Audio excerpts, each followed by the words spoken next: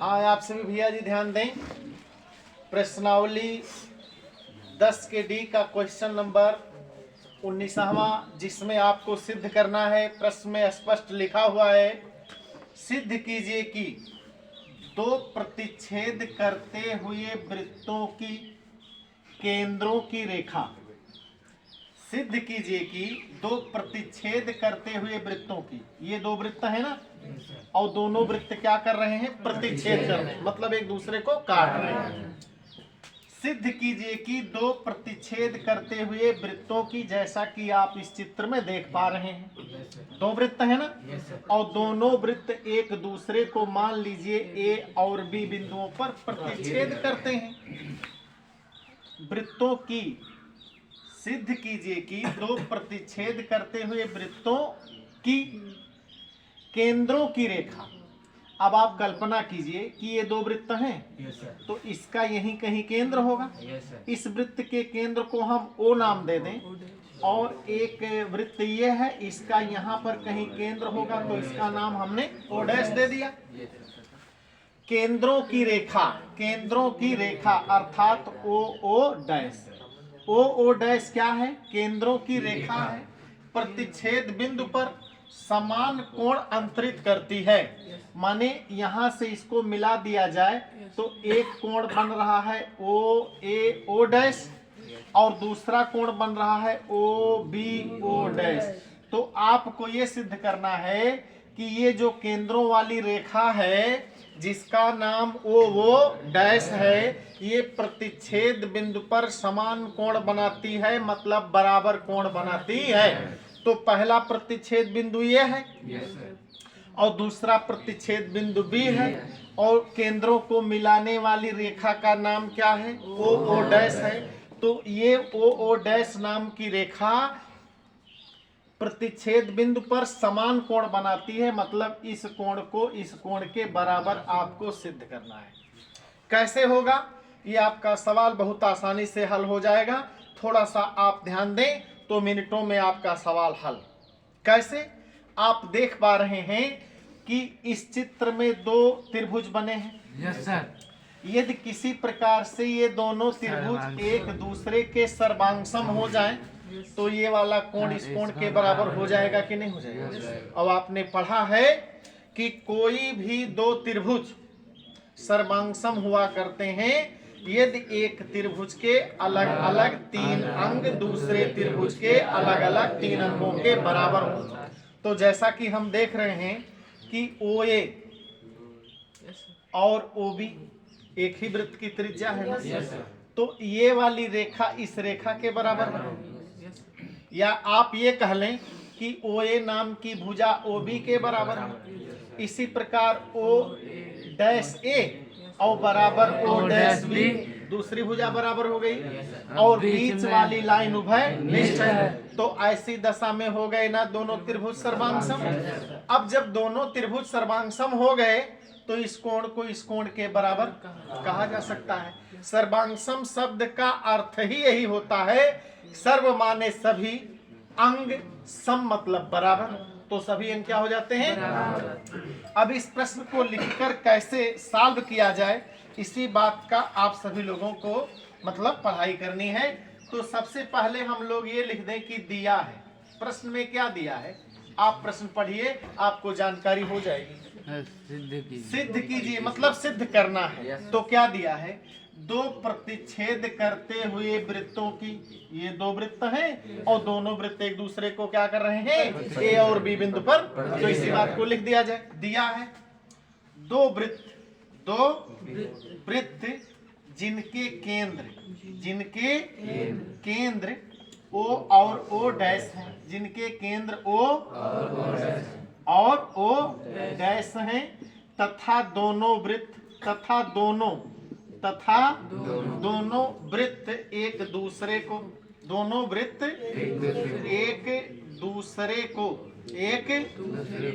को क्रमशः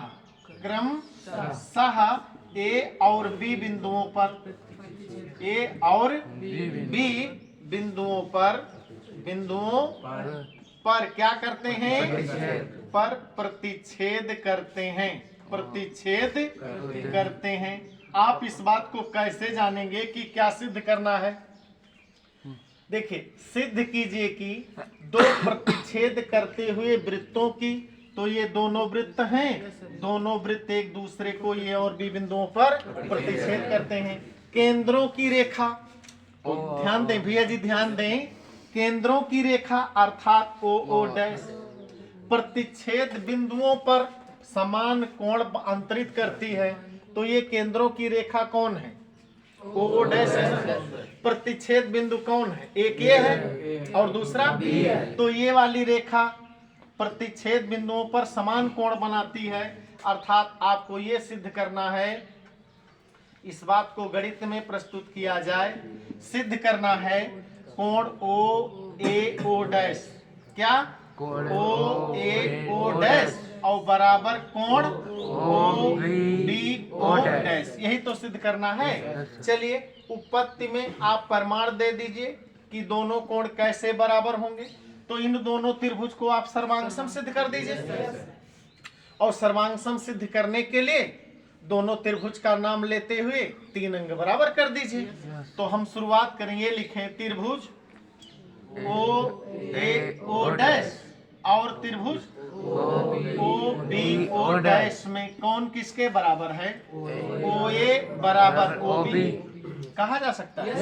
एक ही वृत्त की त्रिज्याएं है ना, और फिर कह लें ओ डैश ए और बराबर ओ डैश बी, दूसरा अंग हो गया, और ओ डैश बराबर ओ डैश उभयनिष्ठ है। ये रेखा तो उभयनिष्ठ है ना, इसलिए त्रिभुज ए ओ डैश बराबर सर्वांगसम त्रिभुज ओ बी ओ डैश, दोनों त्रिभुज क्या हो गए? सर्वांगसम हो गए। तो जब सर्वांगसम हो गए, अतः कोण ओ डैश बराबर कोण ओ बी ओ डैश इति, यही तो सिद्ध करना था। आपका सवाल हल हो गया। धन्यवाद। आप सभी लोग तैयार हो लें प्रश्नावली 10 के डी का क्वेश्चन नंबर 20वें को पढ़ने के लिए। प्रश्न में दे रखा है बच्चों, एक वृत्त की बात हो रही है। एक वृत्त की 5 सेमी तथा 11 सेमी लंबी दो जीवाएं ए बी और सी डी समांतर है।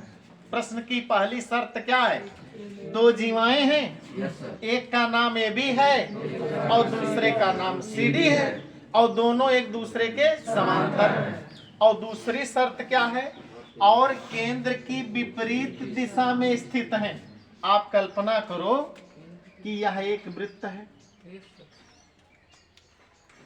और यदि यह एक वृत्त है तो यहीं कहीं इसका केंद्र होगा, यहीं कहीं मान लीजिए इसका केंद्र स्थित है। तो प्रश्न की 2 शर्तें हैं, एक वृत्त की 5 सेमी तथा 11 सेमी लंबी दो जीवाएं ए बी और सी डी समांतर हैं। भैया जी ध्यान दें, और केंद्र की विपरीत दिशा में स्थित है। इसका मतलब ये हुआ कि एक इस, अच्छा पहले नाम ए बी का आ रहा है ना, तो ए बी के हिस्से में 5 सेमी और दूसरी जीवा का नाम सी डी आ रहा है, तो उसके हिस्से में 11 सेमी। तो चित्र जब बनाया जाए तो ए बी को छोटा रखा जाए और सी डी को थोड़ा बड़ा रखा जाए, और दोनों जीवाएं केंद्र के विपरीत दिशा में स्थित हैं। तो ये वृत्त का क्या है? केंद्र है। तो एक जीव की विपरीत दिशा मतलब एक इधर है और एक, तो इस जीवा का नाम हमने ए बी दे दिया, और एक जीवा और है, इसका नाम हमने सी डी दे दिया। दोनों जीवाओं में क्या संबंध है? प्रश्न के शर्त के अनुसार दोनों एक दूसरे के समांतर हैं, और दोनों जीवाएं वृत्त के विपरीत, केंद्र के विपरीत दिशा में स्थित हैं। तो इस जीवा की लंबाई के हिस्से में हम लिख दें कि ये 5 सेंटीमीटर है, और इस जीवा की लंबाई के हिस्से में लिख दें कि ये 11 सेंटीमीटर है। और भी कुछ दिया है बच्चों, ए बी और सी डी के बीच की दूरी 6 सेमी है। ये रही ए बी, और ये रही CD। इनके बीच की जो दूरी है ना वो कितना है? तो दूरी हमेशा लंबवत ही तो नापी जाती है। तो आप कल्पना करो कि ये वृत्त का केंद्र है। अच्छा, ये दूरी हमेशा सीधी है, तो सीधी है तो ये वाली जो रेखा होगी ना इस जीवा पर लंबवत पेश आएगी, अर्थात यहाँ पर कोण, और यहाँ पर हम अपनी ओर से एक बिंदु का नाम दे दें यम। और इसी प्रकार ये वृत्त का केंद्र है तो ये भी इस पर लंबवत पेश आएगी, तो यहाँ भी 90 अंश का कोण बनेगा भविष्य में। और यहाँ पर अपनी ओर से हम एक नाम दे देते हैं यहाँ। और इनके बीच की जो दूरी है वो प्रश्न के अनुसार 6 सेंटीमीटर दे रखा है।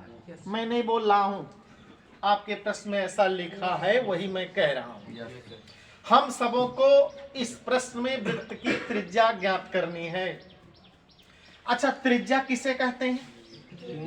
केंद्र से परिधि तक की दूरी को ही तो वृत्त की त्रिज्या कहते हैं। तो यदि हम O से B को मिला दें तो OB वृत्त की क्या कहलाएगी? त्रिज्या। और O से D को मिला दें तो ये भी त्रिज्या कहलाएगी। और वास्तविक बात यह है कि वृत्त के त्रिज्या की अंग्रेजी रेडियस होती है और त्रिज्या को R अक्षर से लिखा जाता है। तो अपने सवाल का परिकलन करने के लिए यदि हम इसको R मान लें तो R मानना गलत नहीं होगा, तो ये भी R ही तो कहलाएगा।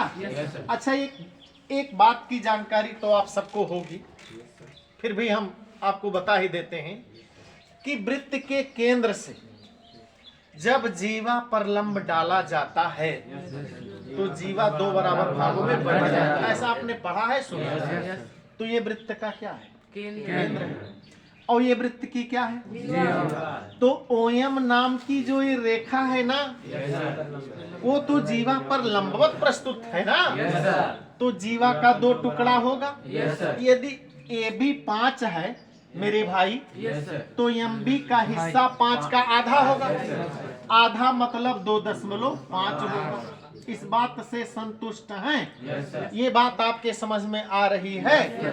तो MB रेखा की जो माप हुई वह कितनी हुई? 2। इसी प्रकार थोड़ा ऊपर चलिए, CD रेखा की लंबाई कितनी है मेरे भाई? 11 सेंटीमीटर। तो वृत्त के केंद्र O से जीवा CD पर ON लंब ही तो है, तो ये भी तो 2 बराबर भागों में बटेगा। तो यदि 11 का आधा कर लिया जाए तो ND रेखा की जो माप होगी वो कितनी होगी? 5. अरे 11 का आधा आप जानते हो ना, ये हो गया।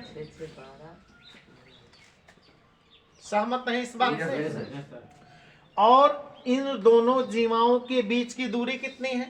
6 सेंटीमीटर। हम अपनी ओर से ये मान लें, कि ON नाम की रेखा की लंबाई x है। हेलो, हमने माना कि ये वृत्त का केंद्र है और ये वृत्त की जीवा है, तो केंद्र से जीवा पर जो लंब डाला गया है इसका नाम ON है। तो ON को हमने मान लिया कि ये x है और ये टोटल दूरी कितनी है? 6 सेंटीमीटर। तो 6 में से यदि हम x घटा दें, इतना निकाल लें, तो ये वाली दूरी आएगी। OM की जो लंबाई होगी मेरे भाई वो हो जाएगी 6 माइनस x सेंटीमीटर। सारी तैयारी हो चुकी है, केवल और केवल वृत्त की त्रिज्या की गणना आपको करनी है। तो मैं सवाल में हल शब्द हेडिंग डाल करके आपको पढ़ाने की शुरुआत करता हूं। जैसा कि आप देख पा रहे हैं कि 2 समकोण त्रिभुज बने हुए हैं। एक का नाम OMB है, दूसरे का नाम OND है। दोनों के दोनों समकोण त्रिभुज हैं। और किसी भी समकोण त्रिभुज में समकोण के सामने की भुजा को काण कहा जाता है। और आपने एक प्रमेय पढ़ा होगा जो कि समकोण त्रिभुज पर आधारित है, बहुत ही प्रचलित प्रमेय है। आपने पाइथागोरस प्रमेय का नाम सुना होगा। पाइथागोरस प्रमेय किसे कहते हैं? किसी समकोण त्रिभुज में समकोण के सामने की भुजा पर का बना वर्ग त्रिभुज की शेष 2 भुजाओं पर के बने वर्गों के योगफल के बराबर होता है। इस हिंदी भाषा को यदि गणित में प्रस्तुत किया जाए तो कर्ण वर्ग बराबर लंब वर्ग प्लस आधार वर्ग, यही पाइथागोरस प्रमेय है। तो मैं शुरू करूं, बोले भैया जी। चित्रा अनुसार माने चित्र के दो दो समकोण त्रिभुज बने हैं। समकोण त्रिभुज, समकोण त्रिभुज ओ एम बी में, ओ एम बी में कोण एम क्या है? समकोण है। तो किसी भी समकोण त्रिभुज के लिए हम एक सूत्र पढ़े हैं कि कर्ण वर्ग बराबर लंब वर्ग प्लस, तो लगा दो फार्मूला, कर्ण वर्ग बराबर लंब वर्ग और प्लस। तो जिस त्रिभुज का हम लोग नाम ले रहे हैं उस त्रिभुज में कर्ण कौन है? ओबी ही तो है। कर्ण कौन है? ओबी है।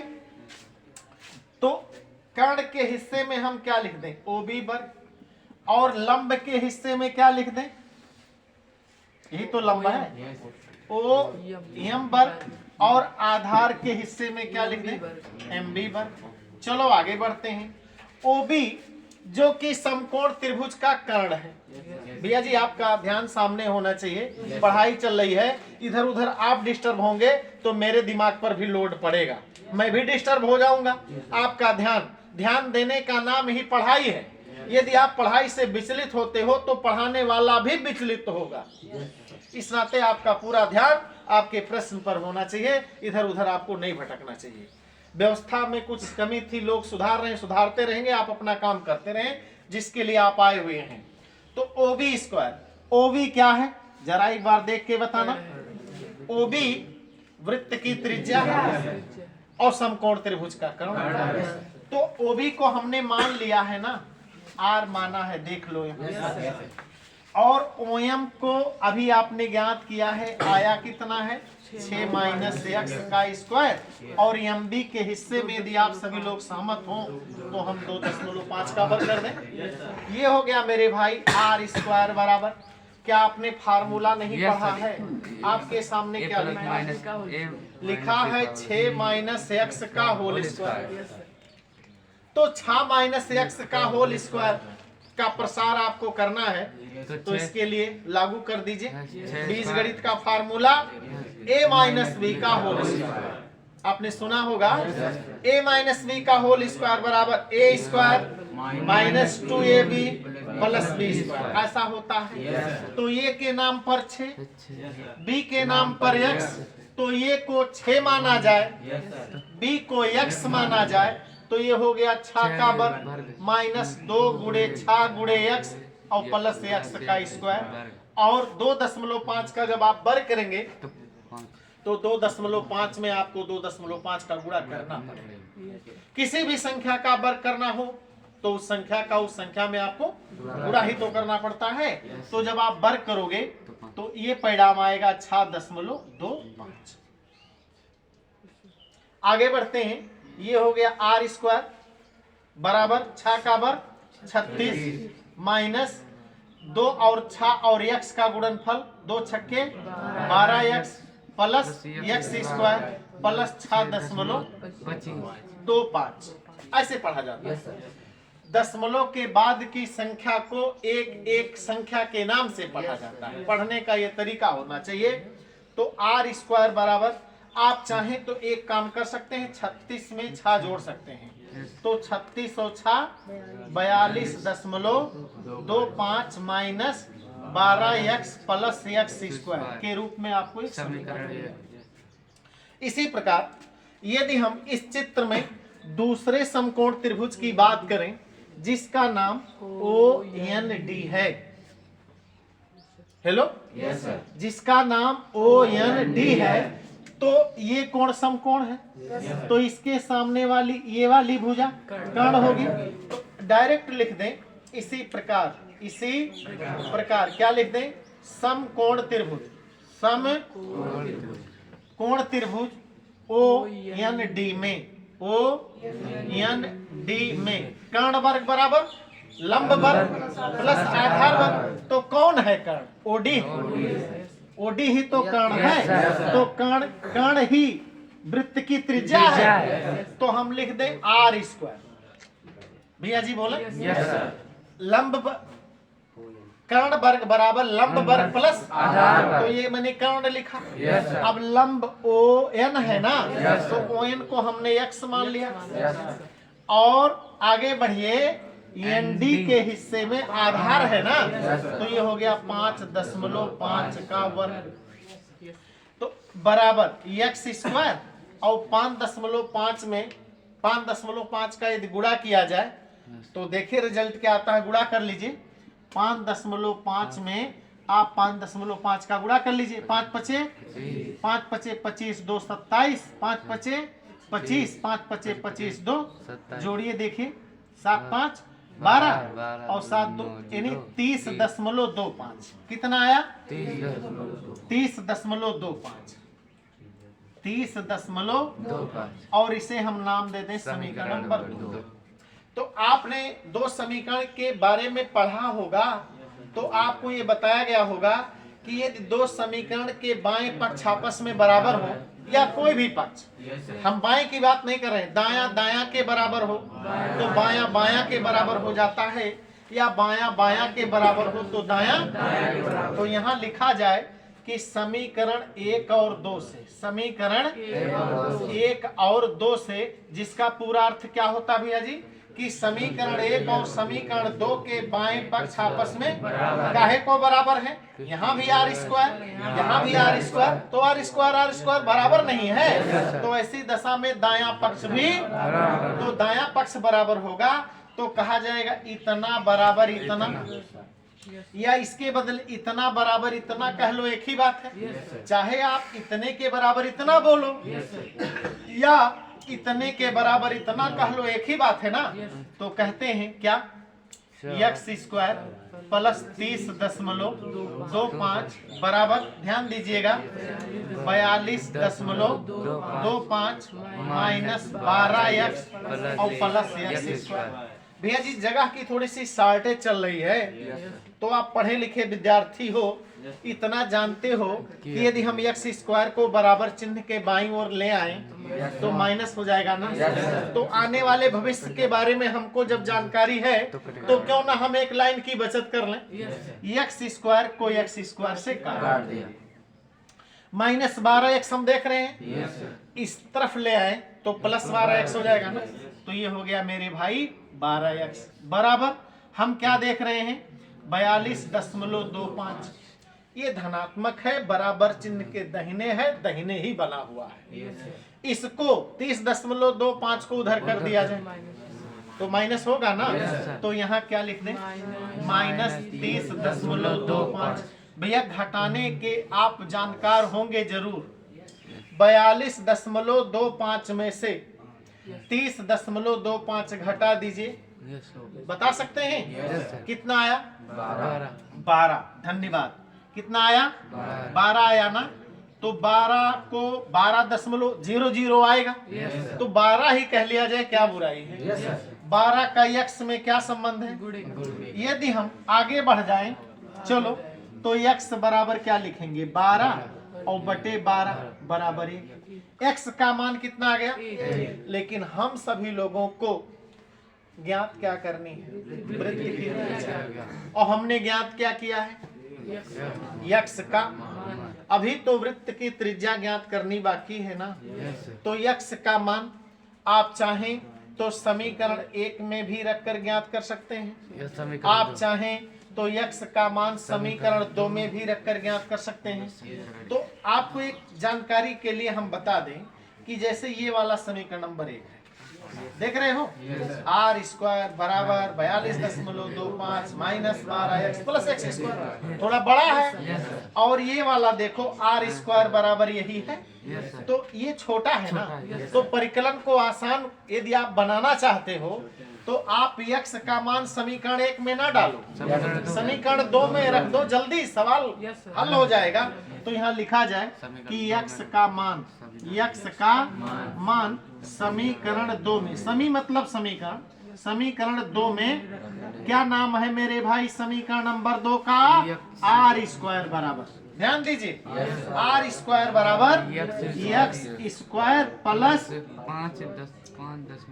30.25, ये है आर स्क्वायर बराबर यही तो परिणाम आया है 30.5। अच्छा x के जगह पर कितना लिख दिया जाए, अभी अभी आया है परिणाम, तो ये हो गया 1 का वर्ग और प्लस 30.5। तो 1 का वर्ग आप नहीं जानते 1 होता है और प्लस 30.25, तो ये हो जाएगा 31.25। आर स्क्वायर बराबर कितना आया 31.2। तो भैया किसी राशि पर किसी अक्षर पर वर्ग लगा है तो वर्ग हटाने के लिए उसके बराबर जो दे रखा होता है उसका आपको वर्गमूल ज्ञात करना होता है कि नहीं। तो 31.25 का यदि आप वर्गमूल ज्ञात कर लें या इसको आप अंडर रूट कर दीजिए 31.25 और 31.25 का वर्गमूल कितना बनेगा ये तो निकालना पड़ेगा। चलिए मैं बता ही देता हूँ 31.25 है, भाग विधि से इसका वर्गमूल आप निकाल लो। 5 पचे 25, बोलो भाई यहाँ 5 लिखकर जोड़ोगे ये 10 हो गया, घटा लो 6 बचा, दशमलव बढ़ा लो 2 5 आप उतारोगे 100 कितनी बार भाग जाएगा देखो 5 बार ना, तो 105 25 525 होगा ना। इसका वर्गमूल आप निकाल लीजिएगा, जो आएगा यहाँ लिख दीजिएगा। 5.5 के बाद कुछ और आएगा, 5.5 के बाद कुछ आएगा। धन्यवाद।